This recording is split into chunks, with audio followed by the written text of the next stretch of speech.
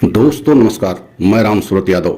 अरविंद केजरीवाल जो दिल्ली के मुख्यमंत्री थे, उनकी गिरफ्तारी करना ईडी के लिए और मोदी के लिए, पूरी बीजेपी सरकार के लिए इस समय इतनी बड़ी मुसीबत बन गई है कि आप सोच नहीं सकते हैं। पूरी तरीके से ईडी और प्रधानमंत्री मोदी की मिली भगत की सुप्रीम कोर्ट में एक तरीके से पूरा पोल खुल गया है। और जिस तरीके से सुप्रीम कोर्ट ने अब जो है इस मामले में सुनवाई कर रहा है, उससे तो लग रहा है कि जब 3 मई को सुनवाई होगी और फाइनल सुनवाई होगी और ईडी को जवाब देना होगा। जो 5 सवाल जो है सुप्रीम कोर्ट ने, तीखे सवाल जो है ईडी से पूछा है, उसका जब जवाब ईडी देगी तो पूरी तरीके से ईडी की मुसीबत बढ़ी हुई है। क्योंकि जिस तरीके से सुप्रीम कोर्ट ने बहुत तल्ख सवाल किया है और 2 दिन मैराथन की सुनवाई चली, मतलब अभिषेक मनु सिंघवी जो अरविंद केजरीवाल के वकील थे, 2 दिन तक लगातार बहस किए और 2 दिन का समय मांगा ईडी की तरफ से ईडी के वकील ने। तो मतलब 3 मई को सुनवाई के लिए पुनः लगाया गया है। तो ये तो तय है कि 3 मई को कुछ बहुत बड़ा होने जा रहा है, जिससे प्रधानमंत्री मोदी को और पूरी बीजेपी सरकार को बहुत बड़ा झटका लगेगा। या ये कहा जाए कि ऐसे चुनाव के समय में पूरी तरीके से बीजेपी और ईडी एक्सपोज हो जाएंगे। क्योंकि जिस तरीके से सुनवाई चल रही है और जिस तरीके से सवाल पूछे गए हैं, उससे ईडी और प्रधानमंत्री मोदी बेहद हैरान और परेशान दिखाई दे रहे हैं। तो आज हम इसी पर खुलासा करेंगे। लेकिन आप सभी देशवासियों से निवेदन है कि अगर हमारे चैनल पर पहली बार हैं तो चैनल को लाइक सब्सक्राइब कर लें, वीडियो को अंत तक देखें। और सबसे पहले हम आपको ये बताना चाहते हैं कि अरविंद केजरीवाल की गिरफ्तारी करके बहुत बड़ी मुसीबत जो है प्रधानमंत्री मोदी अपने ऊपर ले ली है। और आपने देखा है कि कहीं भी लोअर कोर्ट से लेकर के सुप्रीम कोर्ट तक अरविंद केजरीवाल जमानत की याचिका नहीं दाखिल किए हैं। अगर ये जमानत की याचिका दाखिल किए होते तो शायद इनकी जमानत हो भी गई होती और बीजेपी और जो है ईडी की मुसीबत से बच भी सकते थे। लेकिन अरविंद केजरीवाल की तरफ से जो एक तरीके से पूरी तरीके से गिरफ्तारी की प्रक्रिया को चैलेंज किया गया है कि अरविंद केजरीवाल की गिरफ्तारी ही गलत हुई है, अवैध हुई है, इनलीगल हुई है।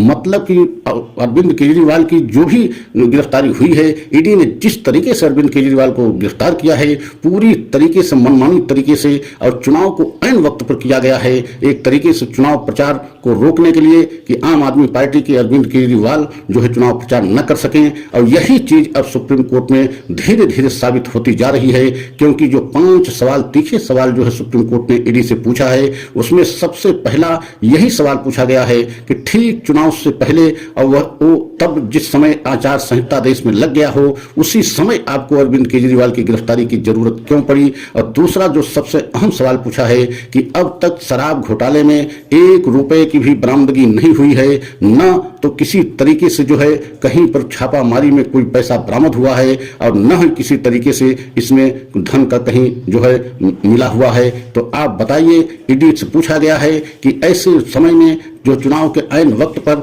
मतलब टाइमिंग को लेकर के, समय को लेकर के ईडी से जो सवाल सुप्रीम कोर्ट ने पूछा है, जस्टिस संजीव खन्ना ने पूछा है, उससे पूरी ईडी के हाथ पांव फूल गए हैं। और ईडी ही नहीं, अब तो प्रधानमंत्री मोदी और पूरी बीजेपी सरकार एक तरीके से बहुत बड़ी मुसीबत में फंस गई है। अगर ऐसे चुनाव के समय में अगर अरविंद केजरीवाल की गिरफ्तारी की पूरी प्रक्रिया जो है एक तरीके से अवैध घोषित हो गई और जो है अरविंद केजरीवाल को राहत सुप्रीम कोर्ट से मिल गई, तो आप समझ सकते हैं कि आज 10 साल से किस तरीके से ईडी पर सवाल जो है विपक्ष के द्वारा खड़े किए जाते रहे। और इस तरीके से अरविंद केजरीवाल को राहत मिली तो पूरे देश में एक ऐसा संदेश चला जाएगा कि जिस तरीके से विपक्ष ने आरोप लगाया था कि ईडी को अपने हिसाब से मोदी जी इस्तेमाल करते हैं विपक्ष के नेताओं को समाप्त करने के लिए और विपक्ष की पार्टियों को पूरी तरीके से समाप्त करने के लिए ईडी सीबीआई का इस्तेमाल प्रधानमंत्री मोदी और बीजेपी सरकार 10 वर्ष से कर रही है। तो अगर अरविंद केजरीवाल को सुप्रीम कोर्ट से राहत मिली तो आप समझ सकते हैं कि बहुत बड़ा झटका बीजेपी को लगेगा।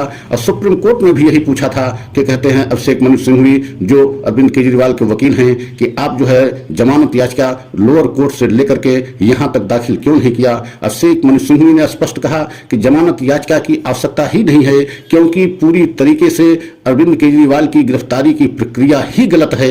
हम प्रक्रिया पर सवाल उठा रहे हैं कि ईडी ने मनमानी तरीके से एक मुख्यमंत्री को ऐन वक्त पर, जब चुनाव चल रहा हो और चुनाव की पूरी तरीके से देश में आचार संहिता लागू हो गया हो, तो ऐसे में इनकी गिरफ्तारी करने की आवश्यकता ही नहीं थी। और नहीं कहीं जो है इनका ऐसा सबूत इनके खिलाफ ईडी ने अब तक दाखिल किया है जिससे साबित हो कि जो है अरविंद केजरीवाल का उसमें हाथ है। और यही कारण है कि जिस तरीके से मैराथन सुनवाई हुई 2 दिन और अभिषेक मनु सिंघवी ने बहुत अच्छी दलीलें और एक तरीके से पूरी तरीके से संतुष्ट करने में सुप्रीम कोर्ट को अभिषेक मनु सिंघवी ने सफल रहे। और यही कारण है कि 5 जो है तीखे सवाल ईडी से पूछे गए हैं। अब शुक्रवार को मतलब 3 मई को 5 सवालों को जवाब ईडी की तरफ से, ईडी के वकील की तरफ से देना होगा।